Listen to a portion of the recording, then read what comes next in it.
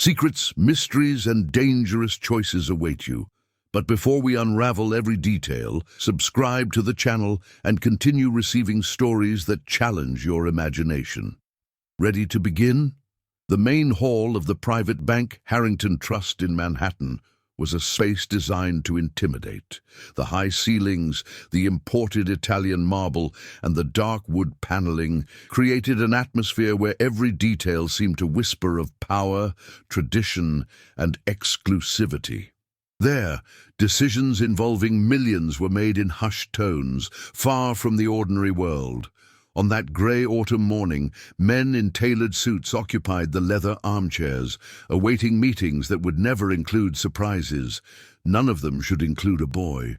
Ethan Walker was 12 years old and clutched a brown envelope with excessive force, as if it were the only thing keeping him standing.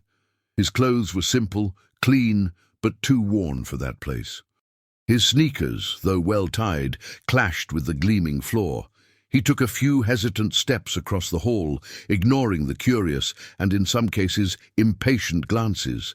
Each step echoed too loudly, revealing that he didn't belong in that world. Behind a reinforced glass table, Richard Halston observed the scene with an almost imperceptible half-smile. Halston was known in financial circles as someone who had won the game early. At 58, he owned investment funds, properties spread across 3 states, and a name spoken with respect or resentment in the corridors of Wall Street. His time was too valuable for distractions. Still, something about the boy's presence caught his attention. Perhaps it was the way he didn't look away, or the fact that he didn't seem scared, just focused. "Sir," said Ethan, his voice low but firm, as he approached the dedicated service counter, "I was instructed to speak directly with the person in charge of safe number 317. The employee, a middle-aged man with a trainedly neutral expression, slowly raised his eyes. His gaze swept over the boy from head to toe before he replied in an almost automatic tone, "This safe deposit box belongs to a high-priority client. Are you accompanied by a representative?" Ethan shook his head negatively. "No, sir, but I have permission." He slid the envelope across the counter. The clerk sighed discreetly before opening it, probably expecting to find some kind of bureaucratic error. However, as his eyes scanned the contents, his posture changed. His eyebrows furrowed, and he glanced quickly at Halston, who was watching everything a few feet away. Richard Halston stood up. It wasn't common for him to get involved in situations outside his schedule. Still, he walked slowly to the counter, drawing the attention of the other customers. There was curiosity in the air, and a silent, almost uncomfortable expectation. "Any problem?" Halston asked, his voice calm but full of authority. The employee cleared his throat. "Sir, this boy claims to have legal authorization related to Safe 317. Halston raised his eyebrows slightly. Safe 317 wasn't just a number. He knew that compartment well. It was one of the oldest in the bank, rarely accessed, linked to a name that rarely appeared in recent records, a name that almost no one remembered. Halston's gaze turned to Ethan. "Legal authorization usually comes with lawyers," he said with a slight hint of irony, "and not children."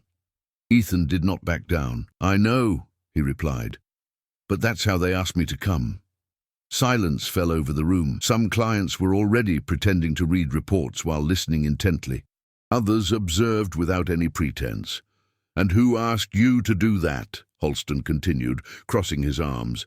Ethan hesitated for a second, not out of fear, but like someone who carefully chooses each word. "My grandfather." Halston felt something stir within him, a subtle, almost forgotten discomfort. The surname that came to mind was not common at that bank for decades. A name linked to an old account, opened at a time when no one would have bet that anything significant would come of it. "Your grandfather," Halston repeated slowly. "And where is he now?" "He died 2 weeks ago," Ethan replied. "Before he died, he said I needed to come here today. He said you would be there." Halston didn't respond immediately. The coincidence was too uncomfortable to ignore. The boy showed no nervousness or excessive expectation. He simply waited. "And what exactly do you think you're going to find in that safe?"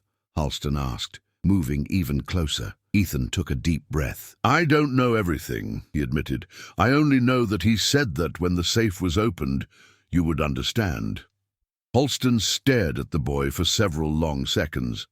The conversation made no sense at all, and yet something about it prevented him from simply ending the matter. With a brief gesture, he signaled to the employee. "Prepare the procedure," he ordered. "We're going to open the safe." The employee hesitated but obeyed. As they made their way down the security corridor, Ethan walked a few steps behind Halston. The boy watched everything in silence, as if he were about to fulfill a promise that was too old for someone his age. Standing before the heavy metal door, Halston finally looked at him again. "Before we continue," he said, "I want to know one thing." He paused briefly, deliberately. "Are you sure you want to try?" Ethan looked up, meeting his gaze without hesitation. "May I try, sir?" he replied. The door began to open, revealing a secret kept for decades.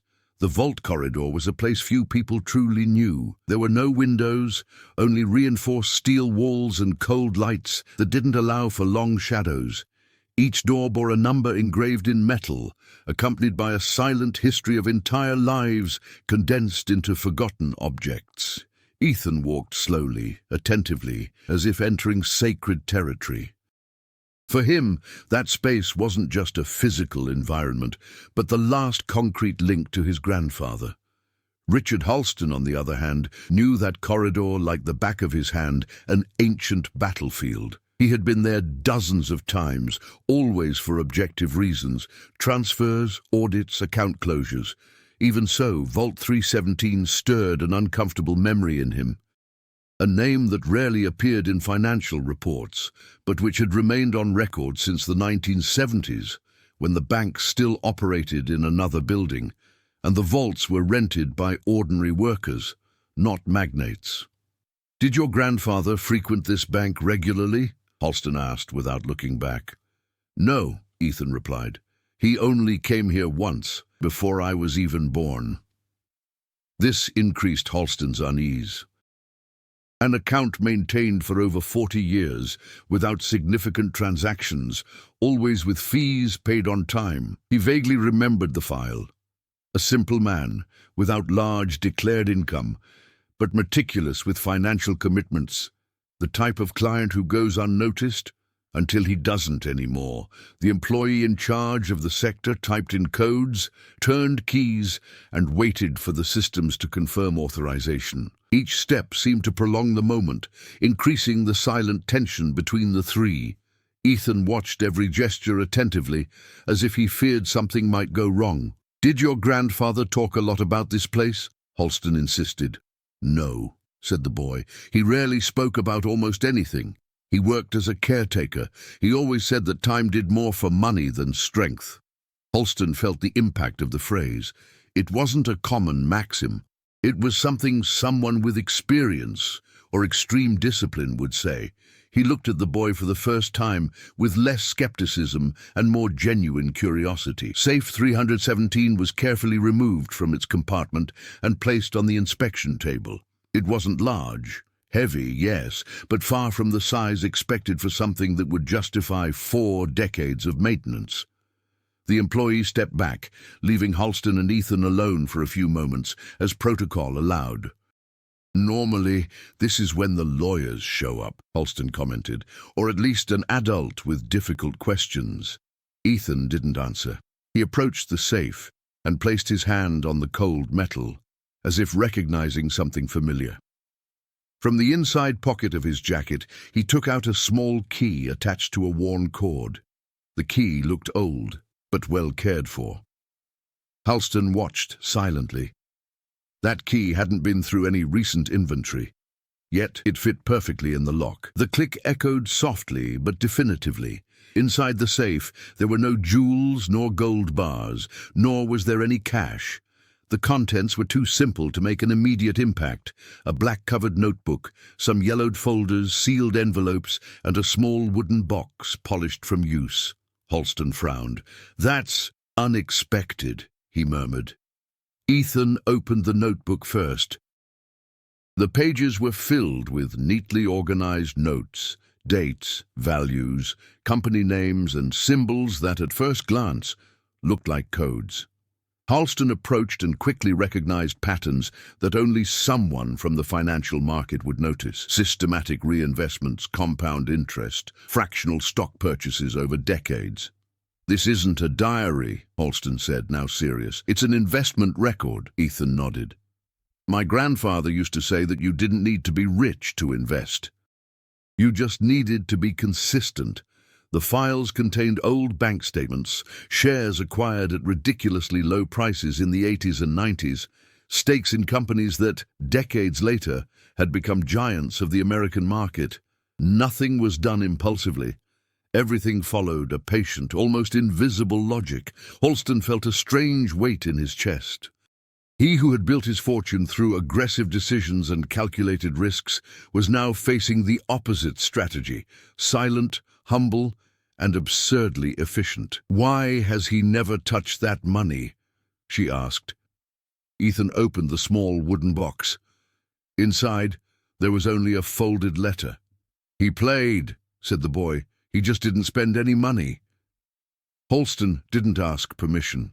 He took the letter and read it. The words were direct, without excessive sentimentality. His grandfather explained that the money had never been considered personal wealth, but proof that discipline, time, and patience could overcome any system that favored only the already powerful. At the end of the letter, one sentence caught Halston's attention. "If you're reading this, Richard, it's because you've finally decided to look down." Halston closed his eyes for a moment.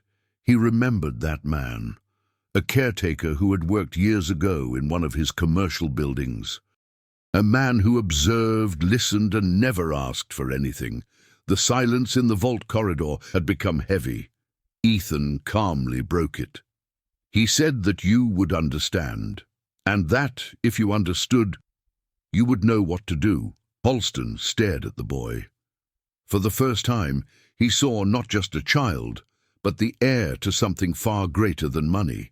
The impact of what Richard Halston had witnessed did not dissipate when the safe was closed.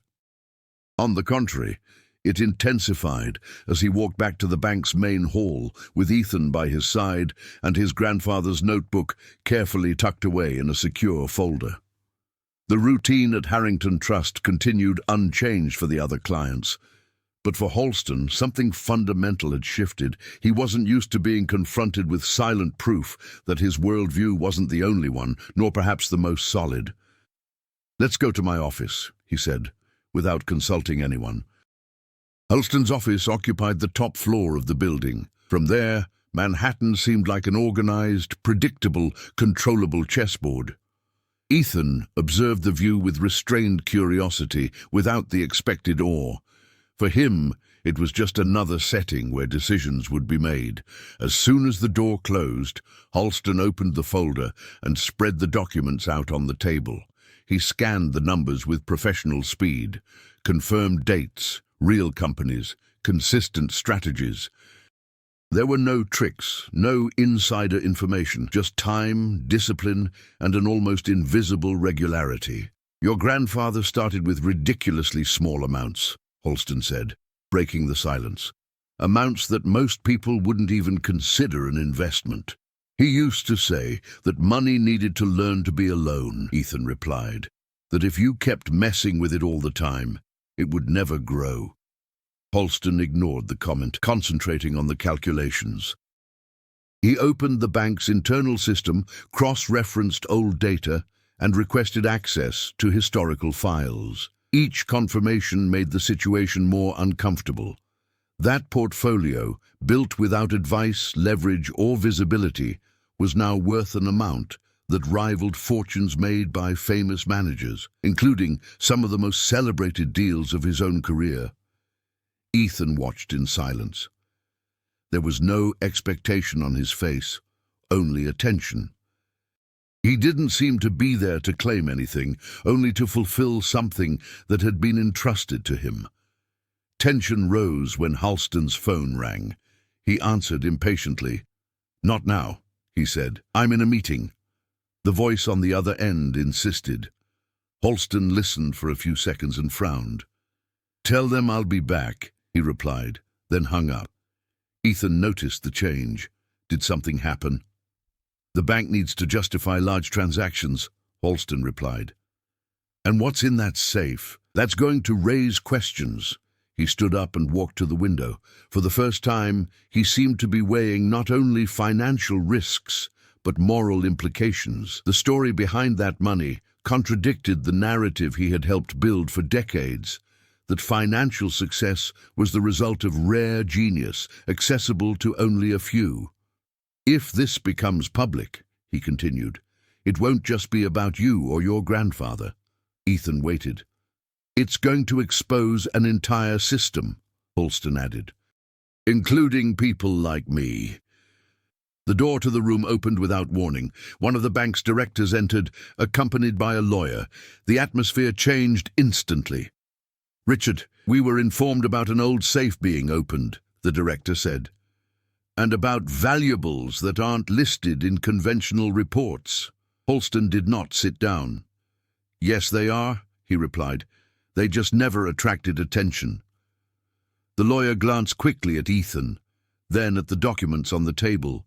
"We need to verify the legitimacy of this inheritance," he said.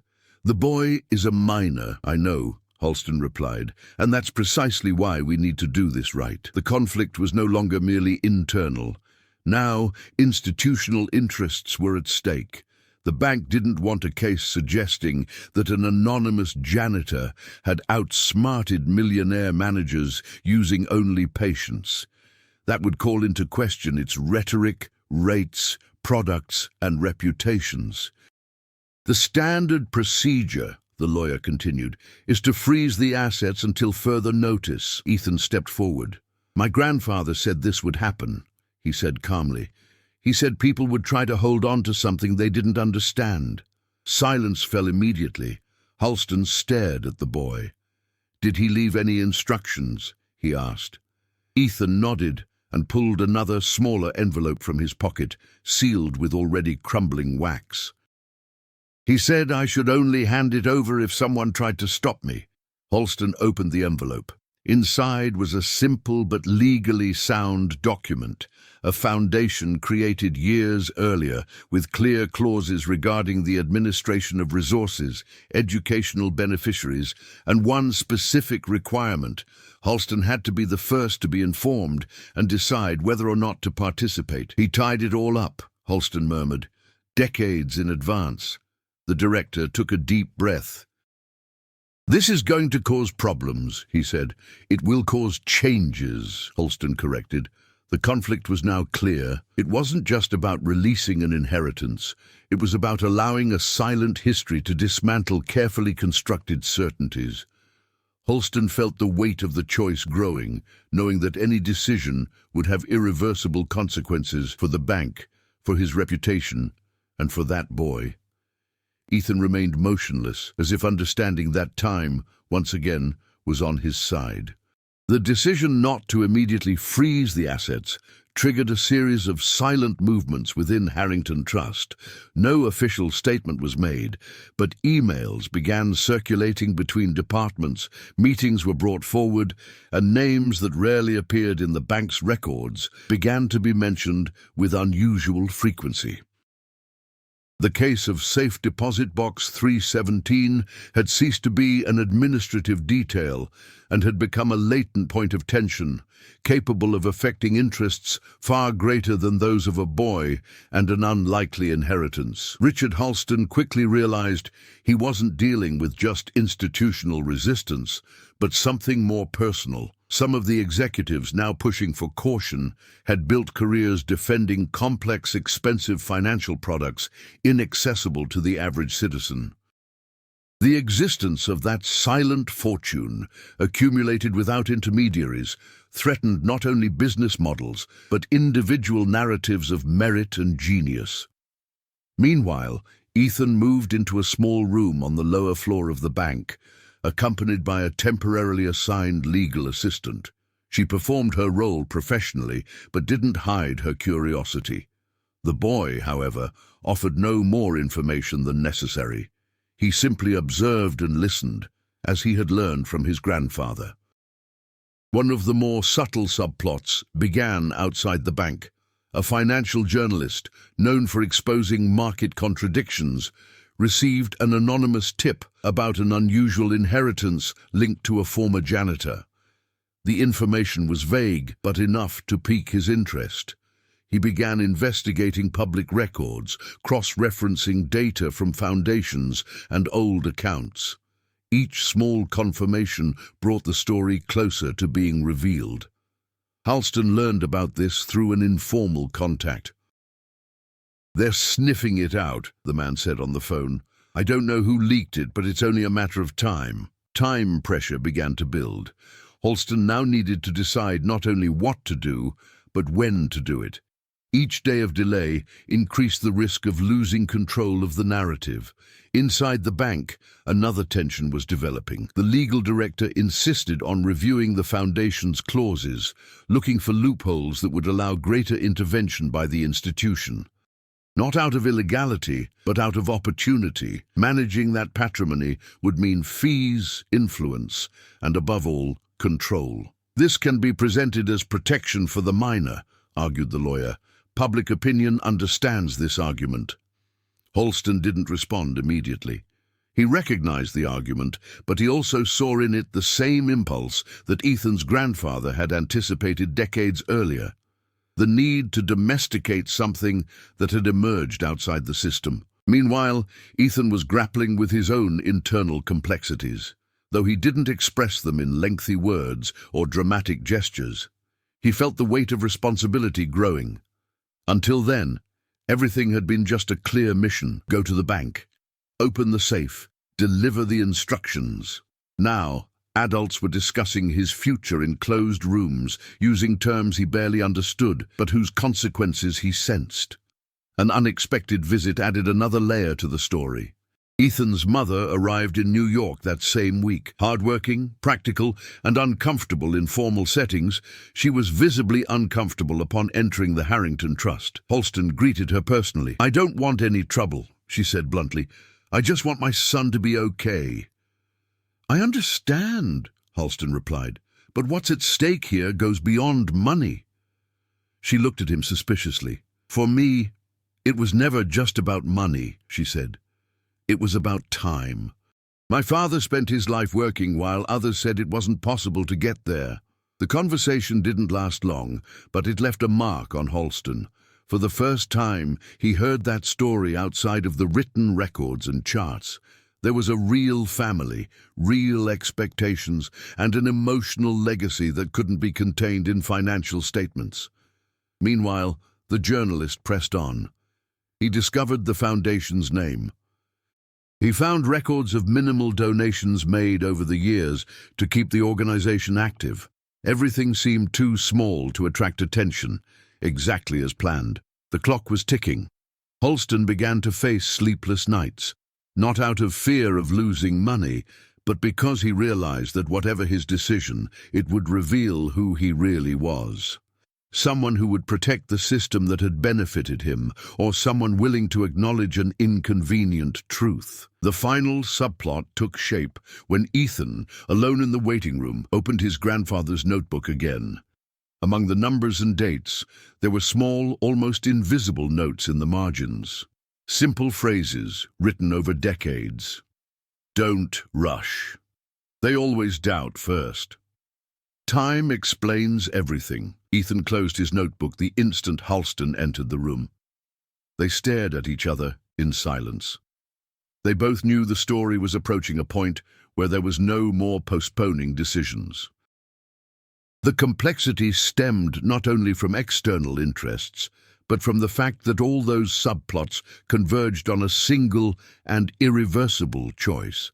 The turning point didn't come with a formal announcement, nor with a public scandal. It manifested itself silently, almost imperceptibly, like the decisions that truly changed the course of things. Richard Halston was alone in his office when he received the final report requested from the compliance department. It was the last technical hurdle before the bank could officially assume administrative control of the foundation, created by Ethan's grandfather. He read each line with unusual attention, not because there were any legal doubts, the document was solid, but because it confirmed something he already knew: the bank didn't need to intervene. The foundation was protected against external interference, and any attempt to force control could result in a devastating public lawsuit. The phone rang. "We need to make a decision today," the CEO said bluntly. "The press is too close." Halston hung up without answering. For the first time in decades, he ignored the hierarchy he had helped build. Instead, he opened his desk drawer and pulled out an old document, a building maintenance services contract, signed 35 years earlier. There was the janitor's name on it. The same man who, for years, had gone unnoticed in the hallways of his buildings. Halston remembered him clearly now. Always punctual, always discreet, never asked for a raise, never complained, just observed. The final revelation came when Halston decided to read the letter from the safe again, this time to the end, with more attention. There was a paragraph he had initially ignored, perhaps out of discomfort. "If you are reading this, it's because you achieved everything you wanted, but perhaps not everything you needed." Those words were not accusatory, they were accurate. Halston called Ethan into his office. The boy entered without haste, holding his grandfather's notebook as if it were part of him. Halston indicated the chair in front of him, but remained standing. "Do you know what's about to happen?" he asked. "Yes," Ethan replied. "People will try to tell this story in their own way." Halston nodded slowly. "And you?" he insisted. "What do you want to happen?" Ethan thought for a few seconds. There was no rehearsal in that answer. "I want them to do it the way my grandfather planned," he said, "without hiding anything, without selling it as a miracle, just showing that it's possible." The simplicity of the answer put an end to any remaining doubt. The turning point came that afternoon. Halston called an extraordinary meeting with the bank's board, not to negotiate terms, but to announce a decision. "The Harrington Trust will not administer the foundation," he declared, "nor will it mediate the narrative." The shock was immediate. "You're giving up millions in fees," argued one advisor. "I'm relinquishing control," Halston corrected. "And that's rarer," he continued now without hesitation. "Furthermore, I will authorize the full disclosure of the story with access to the records, no filters." The reaction was chaotic. Warnings, veiled threats, predictions of damage to the bank's reputation. Halston listened to it all in silence, aware that this was the point of no return. The turning point wasn't in a hidden secret, but in the decision to expose it. Hours later, the financial journalist received an unexpected call from Halston himself. "I have a story for you," he said. And proof. The story was published 2 days later. The impact was immediate. There was no sensationalism, just facts. A caretaker who had invested small amounts over 40 years. A boy who had inherited not only money, but a method. And a banker who had decided not to prevent it from coming to light. The market reacted with unease. Managers downplayed it. Analysts tried to put it into perspective, but the public reacted differently. Not as those seeking quick enrichment, but as those recognizing a truth too simple to ignore. The final turning point came when Halston, arriving home that night, realized his public image no longer belonged to him. He had lost control of the narrative, and paradoxically had never felt so whole. Ethan, for his part, read the article in silence. He didn't smile, he didn't celebrate. He simply closed the newspaper and opened his grandfather's notebook to the first blank page. There, he began to write. The consequences of the publication did not follow a single path. They spread like waves, affecting different layers of the financial system, public opinion, and the lives directly involved. At Harrington Trust, the impact was immediate and silent. Meetings were cancelled. Others arose without formal record. Richard Halston's name ceased to be mentioned with the same automatic reverence. There were no direct accusations, but a careful distance began to form around him. Some important clients requested clarification. Others, more discreet, transferred funds without fanfare. The bank didn't enter a crisis, but it suffered something more uncomfortable, a crack in its aura of infallibility. The idea that an ordinary person had outperformed the market without depending on institutions began to circulate uncomfortably. Halston felt this personally. Invitations to exclusive events ceased. Former partners began responding to messages with calculated delay. Still, he didn't back down. For the first time, he accepted isolation as an inevitable part of a conscious choice. "You knew this was going to happen," a former colleague told him during a brief phone call. "I just don't know if you understand the magnitude of it." "I understand," Halston replied. "I just don't care anymore." Outside the financial system, the reaction was the opposite.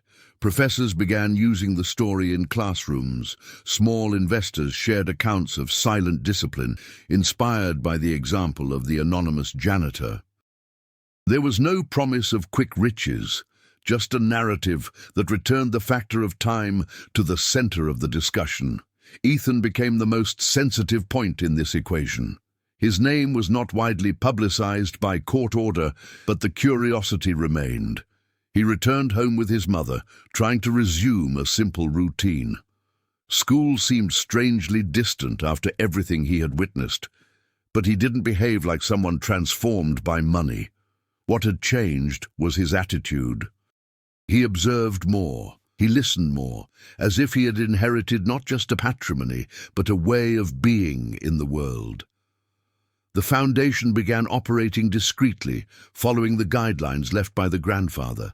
Modest scholarships, basic financial education in forgotten communities, all without aggressive marketing. The money worked silently, exactly as it had been conceived. Meanwhile, Halston faced an unexpected consequence. People began seeking him out not for business, but for answers. Young analysts, low-level bank employees, even former clients, wanted to understand why he had relinquished control. "Because not everything needs to be explored," he replied to one of them. Internally, he was grappling with a deeper conflict. The decision had exposed something he had spent his life avoiding, the difference between being successful and being necessary.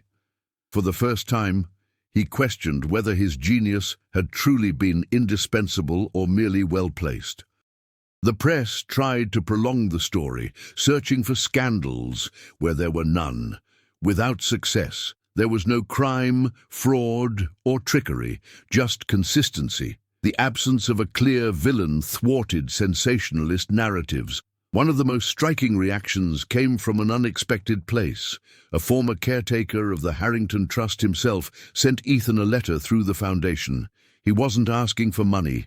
He was simply thanking him for showing that someone like them could be seen. Ethan read the letter more than once.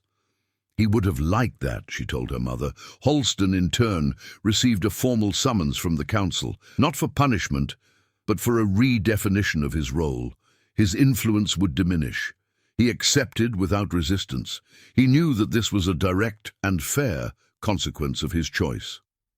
That night, alone at home, Halston opened a bottle of old wine, saved for special occasions. He drank without celebrating. He thought of the caretaker, the boy, the whole system that kept running by inertia.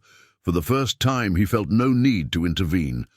Ethan, in his room, opened his grandfather's notebook again. Among the numbers and simple phrases, he noticed something he hadn't seen before, the space intentionally left for a continuation.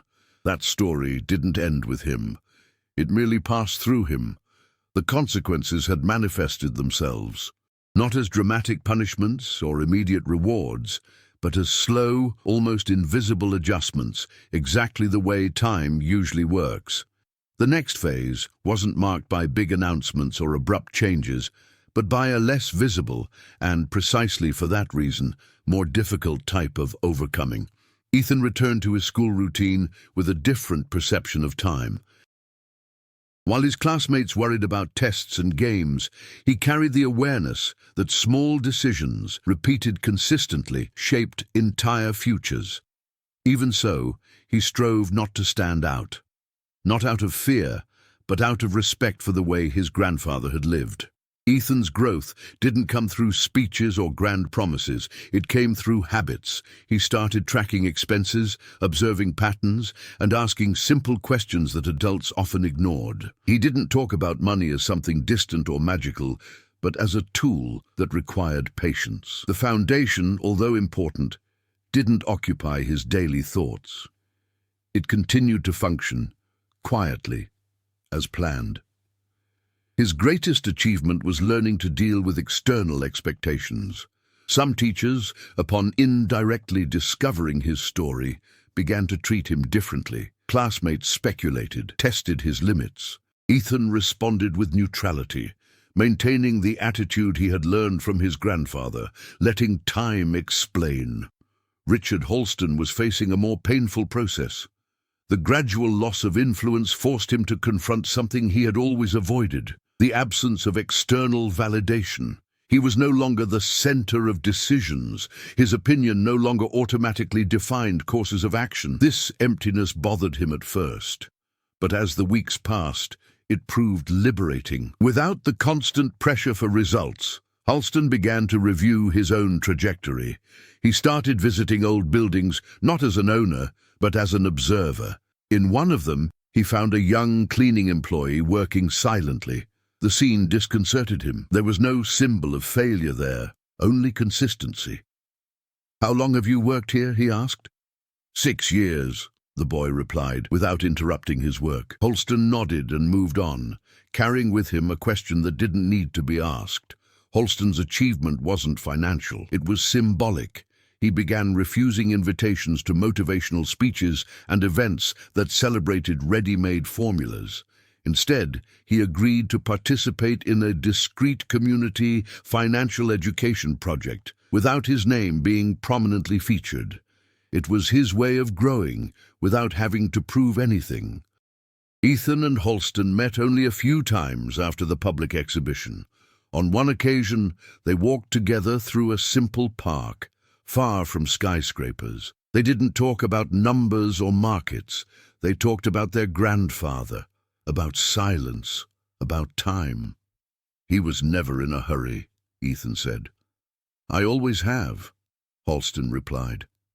They both understood the significance of that exchange. Ethan's growth solidified when he decided to do something no one expected: keep the foundation small. He refused proposals for aggressive expansion, media partnerships, and interview invitations, not out of distrust, but out of consistency. The goal wasn't to prove a point, but to maintain a method. Halston's ultimate triumph came when he resigned from the board. There was no scandal, just a formal statement. To many, it seemed a waste of talent. To him, it was a necessary adjustment.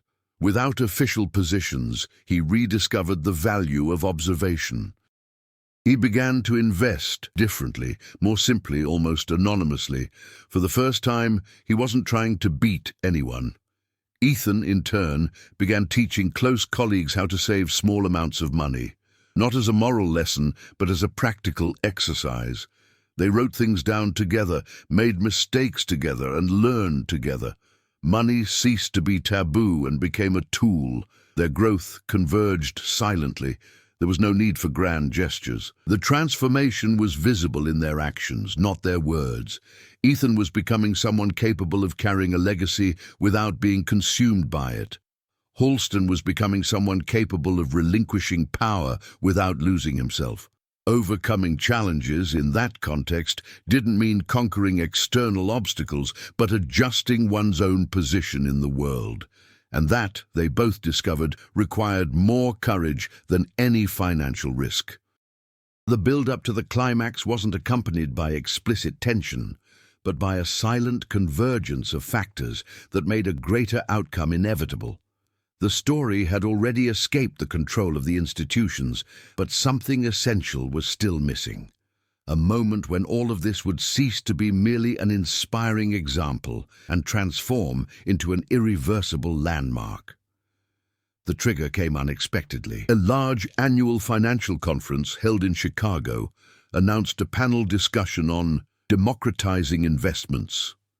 The event, traditionally dominated by renowned managers and predictable speeches, decided to approach the case of the janitor and the foundation as a social impact study. The organization sent formal invitations to Richard Halston and to the legal representative of Ethan's foundation. Halston received the invitation with skepticism. He knew that environment wasn't neutral. There would be attempts to rewrite the narrative, to dilute it with technical jargon. Still, he understood that this moment couldn't be ignored. To refuse would be to allow others to speak for him, and, especially, for Ethan. Ethan's mother hesitated. "I don't want him to become a symbol," she said. "My father never wanted that." "He will not be a symbol," Halston replied. "He will be a presence, and that makes a difference." After deliberation, the foundation agreed to participate on one condition: Ethan would not speak. He would only be present. The days leading up to the Congress were marked by a contained tension. Analysts began publishing articles attempting to anticipate the debate. Some praised the simplicity of the method, others tried to disqualify it as a statistical exception. The atmosphere was one of expectation. Not for a new revelation, but for the clash of narratives. Halston prepared himself differently than ever before. He didn't bring elaborate presentations or complex charts. He only reviewed the original records from Vault 317. He decided he would speak little and show more. Ethan, for his part, maintained his routine. He continued going to school, recording expenses, and discreetly helping with the foundation. There was no visible anxiety. For him, this event was just another necessary step. The Congress drew hundreds of people. The brightly lit, formal stage contrasted sharply with the simplicity of the story to be discussed. When Halston entered, he was greeted with moderate applause, mixed with murmurs. Many saw him as a traitor to the system itself, others as someone seeking public redemption. Ethan sat in the front row, next to his mother. There were no spotlights on him, but his presence was noticeable. The initial debates followed the expected script. Experts spoke about volatility, risk, and unequal access to information. The caretaker's story was mentioned as a curiosity, almost as an anecdote. Then it was Halston's turn. He walked to the pulpit without haste. He didn't adjust the microphone. He didn't smile. "For decades," he began, "I've been telling people that investing is too complex for them." Silence fell immediately.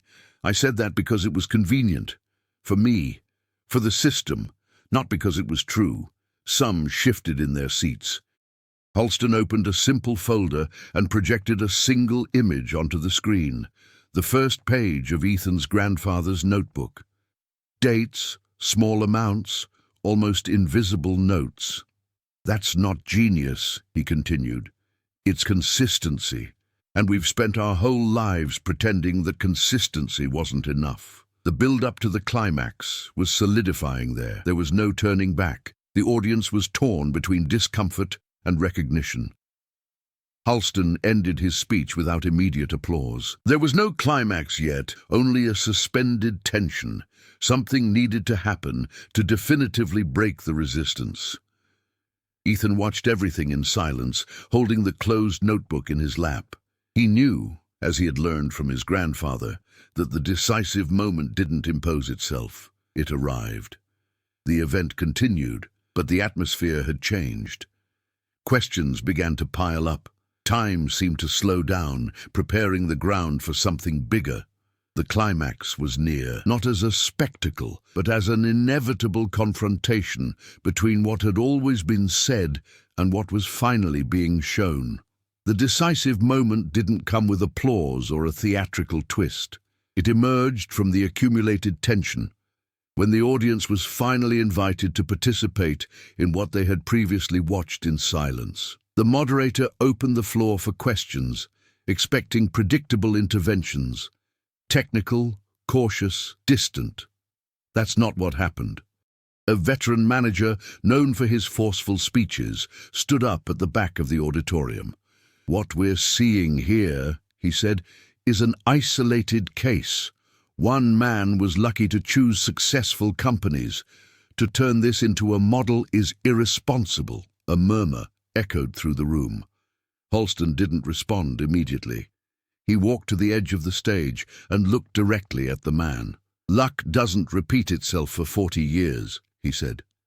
"Discipline does," the manager insisted. "And how many tried and failed? How many invested little and lost everything?" Holston did not deny it. "Many," he replied, "but most didn't lose because they invested too little. They lost because they gave up too soon." Tensions rose. Other participants began to intervene. The debate ceased to be technical and became personal. The comfortable narrative began to crumble. It was then that the moderator, seeking balance, made an unexpected decision. "There's someone here," he said, "who carries this story directly. Perhaps it would be fair to hear from him." All eyes turned to Ethan. The boy's mother shifted, apprehensive. This was not the arrangement they had made. Ethan remained motionless for a few seconds. Then he stood up, not because he had been invited, but because he felt that this was the moment his grandfather had anticipated without ever describing it. He walked to the stage without haste. The silence became absolute. Ethan didn't ask for a microphone. The moderator handed it to him hesitantly. "I didn't come here to talk," said the boy, his voice firm despite his age, "but I think you're discussing the wrong thing." Some leaned forward. "My grandfather didn't invest to prove it worked," he continued. "He invested because he had no other choice. Earning little wasn't a strategy, it was reality." He opened the notebook and showed some pages to the audience. "These aren't bets. These are small decisions," he repeated when no one was looking. The manager who had questioned him earlier tried to interrupt, but the moderator restrained him. "You talk about risk," Ethan said. "The biggest risk is never trying.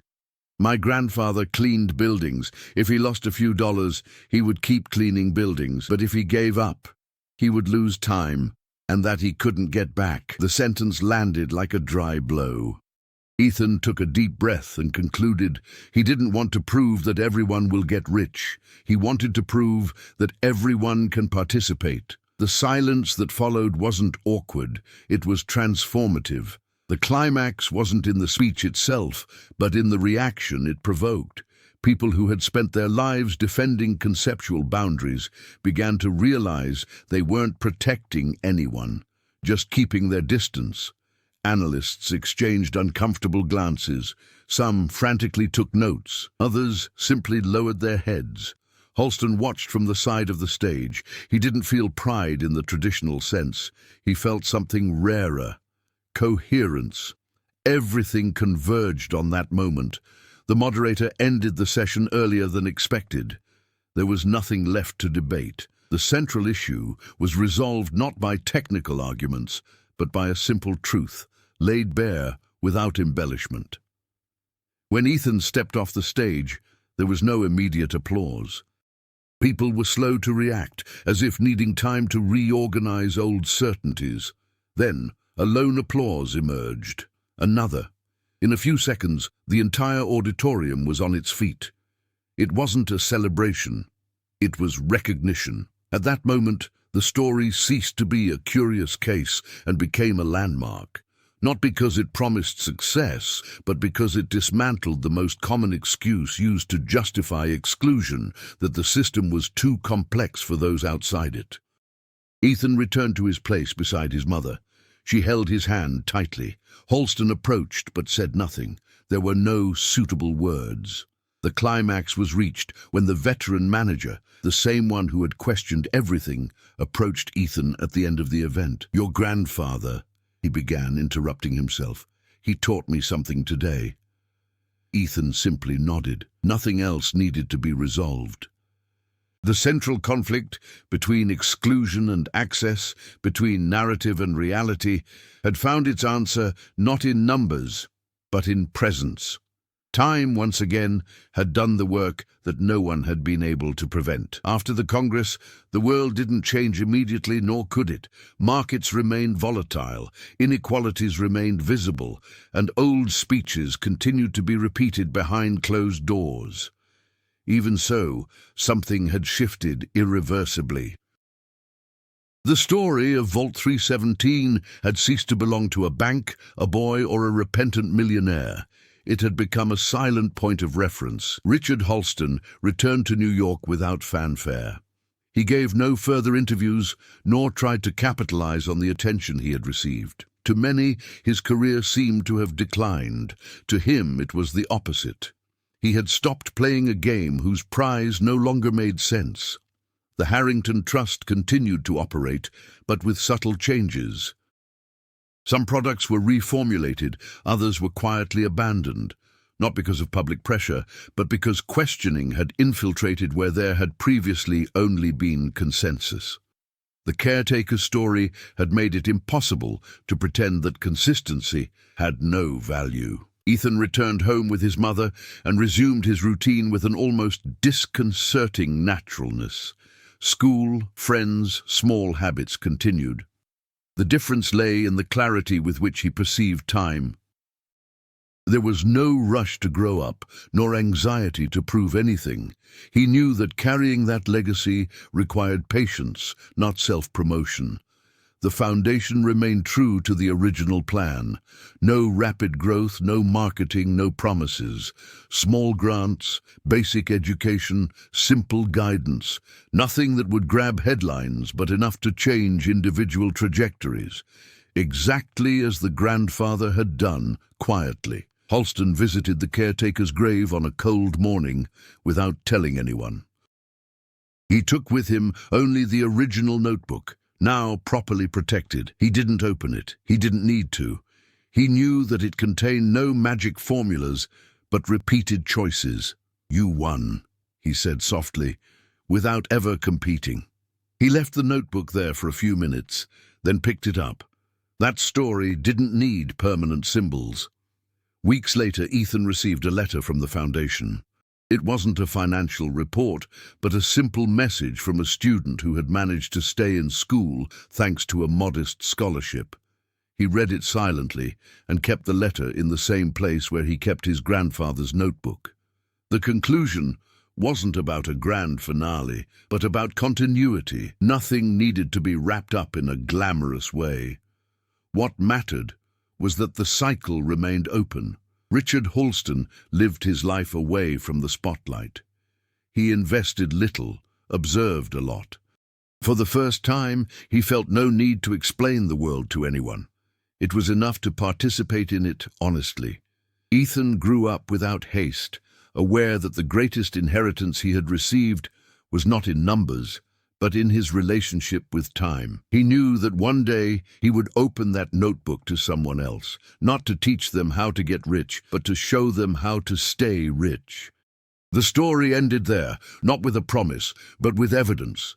Time, when respected, reveals truths that no system can hide forever. Years later, Safe Deposit Box 317 remained registered at the Harrington Trust, now empty, but maintained by internal decision. Not as a relic, but as a silent reminder. Ethan, now an adult, walked through the vault corridor one last time before closing the account permanently. He took nothing with him, except the worn notebook, now with new notes between the old pages. Outside, the city continued its indifferent rhythm. Ethan smiled slightly. He knew that the true legacy had never been locked away in steel. It had always resided in time and in the courage to wait. Now the story is in your hands. How many small decisions have you been putting off because you think they don't make a difference? How many times have you believed that time wasn't on your side? Like Ethan's grandfather, perhaps the biggest step isn't risking everything, but starting and continuing. Reflect on your own habits, on what you build in silence when no one is watching. If this story sparked something in you, subscribe to the channel and share it. Talk about it. Transform inspiration into action. Because time passes anyway, The difference lies in what you choose to build while it passes.